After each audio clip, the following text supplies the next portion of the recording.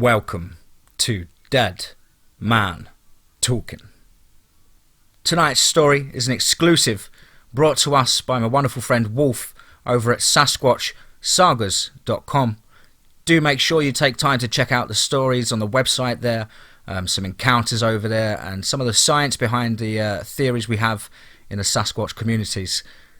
As ever, please do let me know what you think down below in the comments. Please do like and share and help build this channel and community.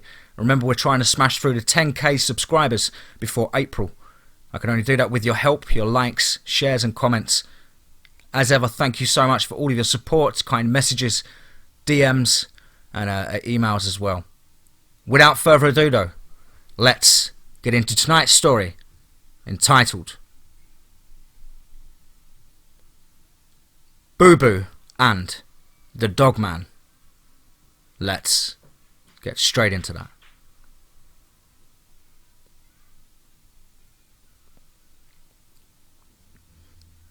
Boo tried to ignore the aching emptiness of his stomach and the thirst swelling his cracked tongue. Yet again he tried to pull free of the collar around his neck. The skin on it was rubbed raw and bleeding from days and nights of attempts, but he had to try again. He was so hungry and so thirsty. Around him, the dry ridge-top forest showed no pity at his plight, nor that of his packmate Bobo. Once more, he gave up the effort. He was so tired. Boo looked across the narrow forest path to where Bobo was chained to another tree. But Bobo was silent. He had not moved for a day and a night now, lying on his side facing away from Boo, and Boo could not see his eyes, whether they were opened or closed. He didn't smell like he was asleep. Like most terriers, Boo had an excellent sense of smell. Bobo smelled of death. The taint hung in the air all around his small chihuahua body. Boo could smell death on himself as well, mixing in the dust stirred up by his fresh efforts to get free. His desperation tried a howling bark. Tried to. It came out as a parched, dry croak.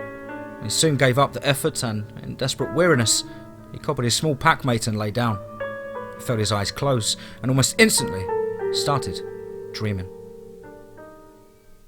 His human, Darling, was slowly stroking his soft, white hair while he lay on her wide, comfortable lap.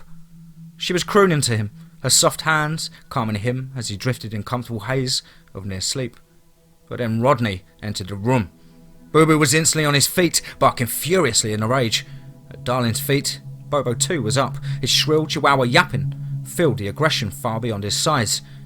Darling tried vainly to quiet them both, but neither of her protectors would have his attention diverted from Rodney, standing there with a snarl on his face and an ever-present smell of darkness and death following him like a cloud. Finally, Darling, with some effort for she was old, managed to shut them away in her bedroom, which only increased Boo's rage. What was wrong with her? Could she not smell how dangerous Rodney was? Apparently not, for no matter how much either of them whined and barked at the door, she did not let them out until he had gone. As soon as the door was opened, both guardians sniffed everywhere, trying to hunt him down so he could be dealt with. But it soon became clear he had left the house and peace soon returned. The dream shifted. He was now driving in Darling's car, he and Bobo locked in the small hatchback's rear compartment. They looked at each other, worried. Where is Darling? They both had eagerly jumped in when Rodney had opened the door. The car trips were a rare treat since Love had gone to sleep and not woken again months ago. The car stopped, and Boo recognised where they were. Darling's mate Love used to take them both here often, to walk, run and sniff around in the dry forest that covered a ridgeline. The hatch lifted and Rodney quickly grabbed both of their leads before they could jump out and run away.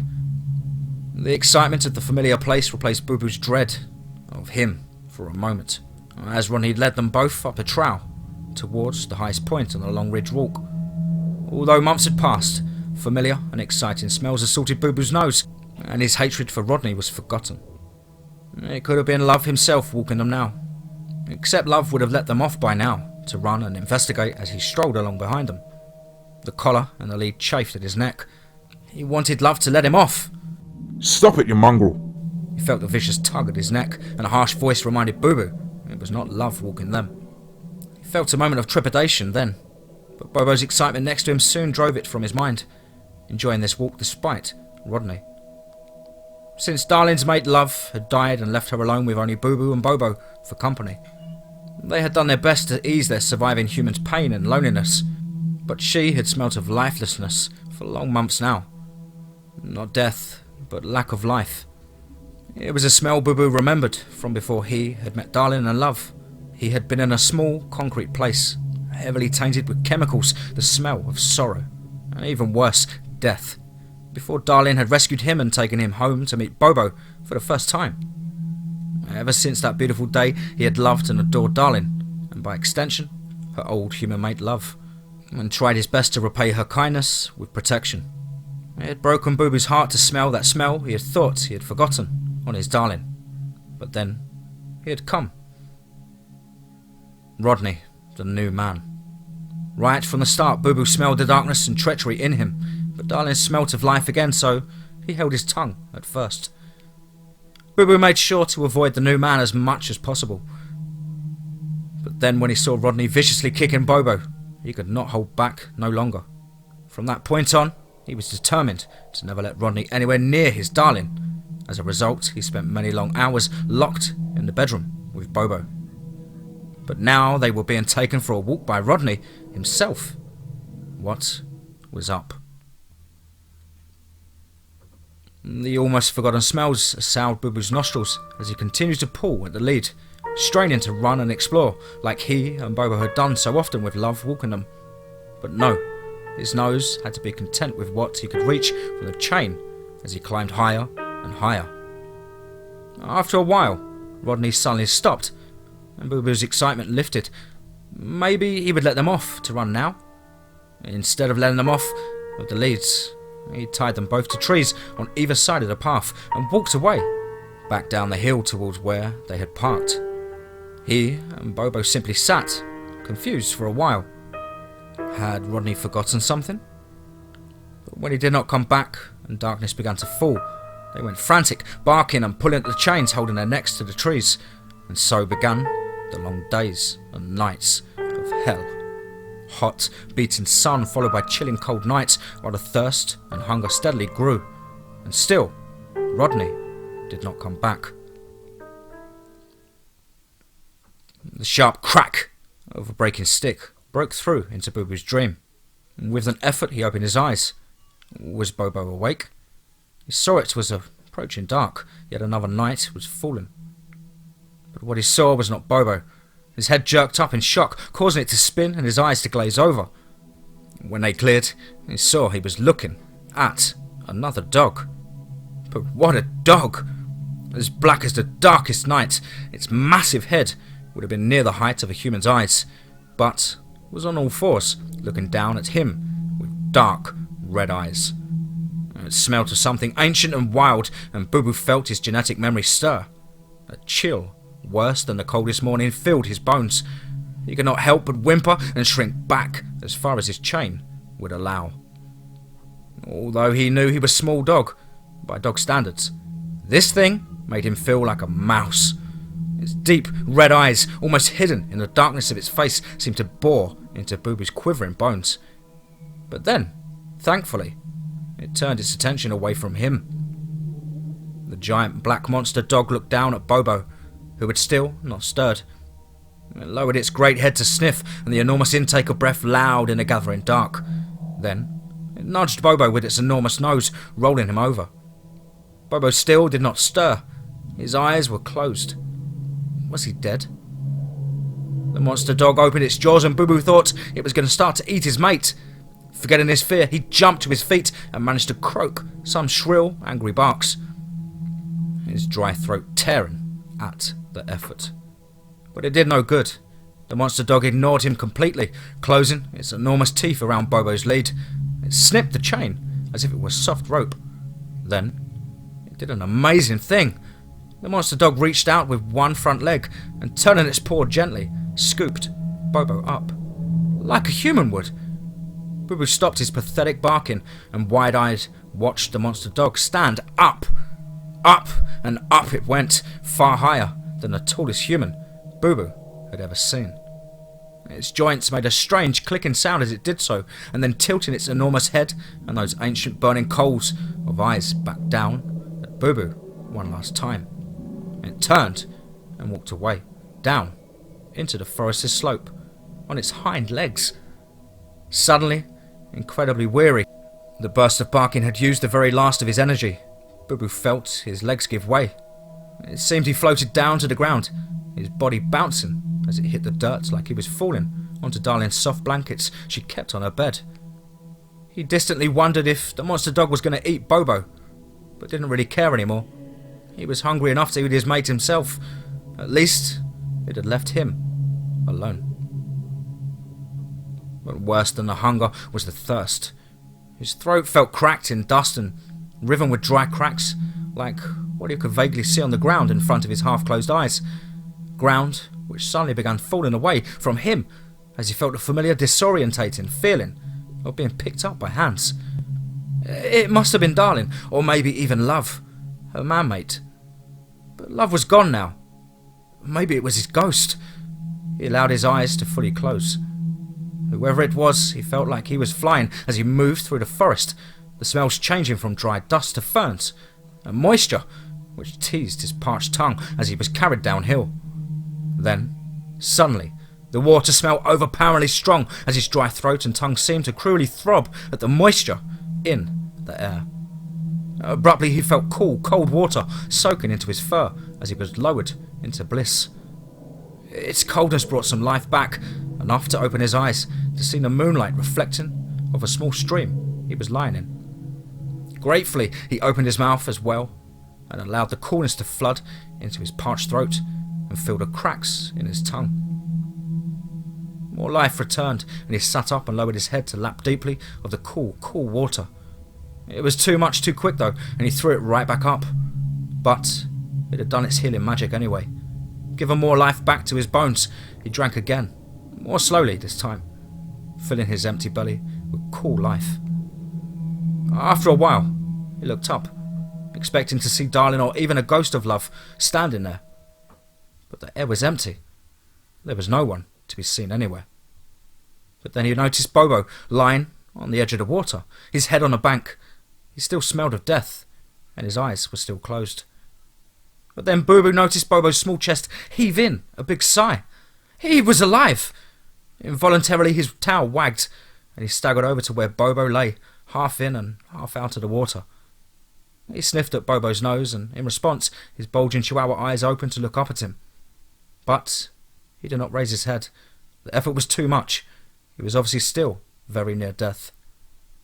Boo Boo prodded his nose, trying to make his mate get up, but Bobo refused to move and closed his eyes again. Just then, a smell drifted to Boo Boo's nose then, a smell like no other. Blood! The saliva glands in his mouth instantly triggered, and the smell came closer. Even Bobo opened his eyes again. He must have smelt it too. His stomach now screaming to be filled, Boo Boo looked around to see where the smell was coming from, and he saw the monster dog again. It was standing there, thankfully, on all fours again like a normal dog. If a normal dog could be that much larger than a human, with enormous teeth and deep, dark eyes that seemed to bore right through Boo Boo's bones. It opened its mouth and dropped the squirrels it had been carrying, the source of that delicious blood smell. Even Bobo got to his feet then, and dragging himself from the water, staggered over towards the food. Boo Boo hesitated, looking warily at the monster dog. It backed away into the darkness, and Boo Boo's nose soon told him it had left. Bobo was not so cautious, lapping at the blood still dripping from the squirrel. The sound of the lapping and the smell of the delicious fresh blood was too much. Splashing out of the water, Boo Boo staggered over to the kill to join his mate in the feast. As he ripped at the small body and swallowed the soft innards, he felt life flooding back to his muscles. The spinning of his head steadied, and he walked up to the bank to urinate. Bobo soon followed, although still weak. Boo Boo clearly saw his mate's tail wag when he glanced at him. Boo Boo could not help but wag his tail in reply, but he was still concerned for Darling. They had to get back to her. She needed them, and the new man needed to be seen off once and for all. But which way was home? He stood, facing one direction, then the next. The cool night air carried hints to his nose. Vehicle smell, that way. Determined, and not looking back to see if his packmate followed, Boo Boo walked uphill, away from the water, and hopefully the giant monster dog that saved his life. But once he finally made it to the car park, Darling's car was not there. Days had passed. How many? He did not know. Lost in his starving demise, but now he knew the way, and stepping onto the asphalt, trotted off down the dark, hard road. Behind him, he sensed Bobo following, but his sensitive nose picked something else up as well. Off to one side, the monster dog was gliding through the trees, paralleling him, just out of sight, but not out of range of Boo Boo's excellent nose. The monster dog scared him still, despite having freed him, taken him to water, and given him food. He could still smell it on him from where he had carried him in his arms, like a human. It smelled old, not in old animal kind of way, like Darling and love, but ancient, like once when Boo Boo had caught the smell of a wolf on the wind. It had been a wild and old feeling, but this was somehow far older, more like the old of the ancient trees in the deep parts of the forest. Trying to ignore the monster dog, Boo Boo kept on, down the road towards the lights of the town and Darling. Bobo followed behind, almost all indications of their recent ordeal gone as he trotted along, seemingly ignorant of the monster dog shadowing them in the trees. Maybe he could not smell it. He was getting thirsty again when they came upon the first house. The smell of water and cat drifted to his nose from the porch. He didn't like cats, had never gotten on with them, but he badly needed a drink. The creek already felt like a lifetime ago, and the gate was open, so he went in, cautiously followed by Bobo. Carefully, they both made their way towards the porch and the smell of the water. Up the stairs, and there it was, next to a bowl of half-eaten cat biscuits. Inside the house, Boo Boo could hear the TV, but he could not see the cat despite its smell being everywhere. Gratefully, he and Bobo drank deeply of the water, and then Bobo turned to the biscuits. A glinting flash of black, shadowy movement caught Boo Boo's eye. He instinctively jumped backwards, almost off the porch, in surprise and instant fear. But thankfully, it was not the monster dog. It was a cat, large and black. It had landed right between Bobo and the food bowl, raising itself to its full height and hissing madly. Although the cat was much bigger, Bobo did not back down. Instead, he started barking in his high-pitched yappy voice, which even annoyed Boo Boo. There was a human shout from inside the house, but Bobo did not stop his shrill barking. Incredibly, he advanced towards the large cat, still yapping madly, spittle flying from his tiny mouth. The cat at first retreated in surprise, but then stood its ground, raising one paw with claws extended, ready to swat at any tiny mad chihuahua. Before it struck, though, it lifted its head, looking over Boo Boo's into the darkness, and then, in a flash, it was gone. Off the other side of the porch, Bobo, thinking his barking had seen it off, trotted triumphantly over to the bowl of biscuits and began eating. But before he could take one more mouthful, the door was flung open and light spilled onto the porch. A large, red-faced fat man roared, "What in the hell?" And Bobo cowered, but did not run, unwilling to leave the prize he had won. It was a mistake, for the fat man carried a broom and swatted the chihuahua off the porch like a gold ball off a tree and into the low bushes against the fence. Bobo yelped in pain and fright, and getting to his feet under him, rushed out the gate. Boo Boo moved to follow him down the porch stairs before the fat man saw him too, but blocking his way was the giant monster dog. It was just outside the light from the open door, growling so low and deep, Boo Boo felt it rather than heard the sound. The fat man must have heard it too, because he swung around to face the darkness. He moved his head back and forth, trying to see what was growling, but it was blacker than the darkness outside the porch light. Suddenly, the fat man's head stopped moving. His eyes locked on two glowing coals in the shadows. The growl grew louder. Almost instantly, the smell of urine hit Boo Boo's nose, and he realised the fat man had wet himself. He was not surprised. He was at the point of wetting himself too, and Boo Boo knew the growl was not even directed at him. The big, black monster dog facing the fat man stepped forward, so it was half in and half out of the light.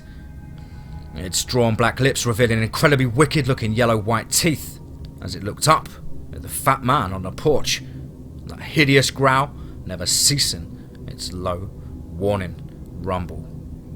Boo Boo smelt fear pouring off of the fat man in waves and saw his previously red face had gone white. But then the monster dog stood up. There was that horrible popping sound of its hips clicking into their new positions, and it slowly rose to be even taller than the fat man up on the porch. The smell of feces suddenly hit Boo Boo's nose, and he knew the fat man had soiled himself as well. His eyes fluttering back into his head, the fat man collapsed in an untidy pile on the floorboards of the porch. The monster dog immediately stopped growling, looked down at the fat man for a moment. Then it bent its head down to sniff at where his shirt had pulled up, exposing his fat, pale belly. For a moment, Boo Boo felt his excitement stir. Was it going to eat the fat man? But no. Instead, it snorted in disgust and pulled back its head, reaching over with one front leg to swoop up the bowl of biscuits before fading back into the shadows. It was a while before Boo Boo felt he could move again. The fat man just lay there, motionless. He had hit the water bowl as he fell and spilled it across the floor, and the cat was nowhere to be seen. It took Boo Boo only moments to find Bobo across the street under a tree, happily crunching away on a bowl of cat biscuits. Boo Boo could not see nor smell the monster dog anywhere. Maybe it had finally gone. He nudged Bobo, who looked up with his last few biscuits in his mouth. Boo Boo hated cat's biscuits anyway. Turning, he headed off down the street. They still had a long way to go to get home to Darling. End of part 1. Part 2 coming soon.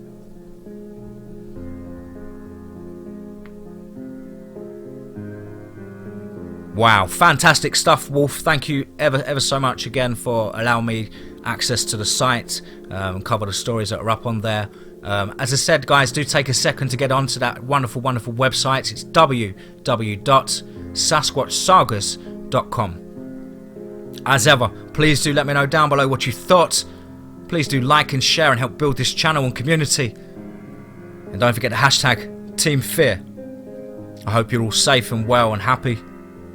And above all, remember, be safe, not sorry.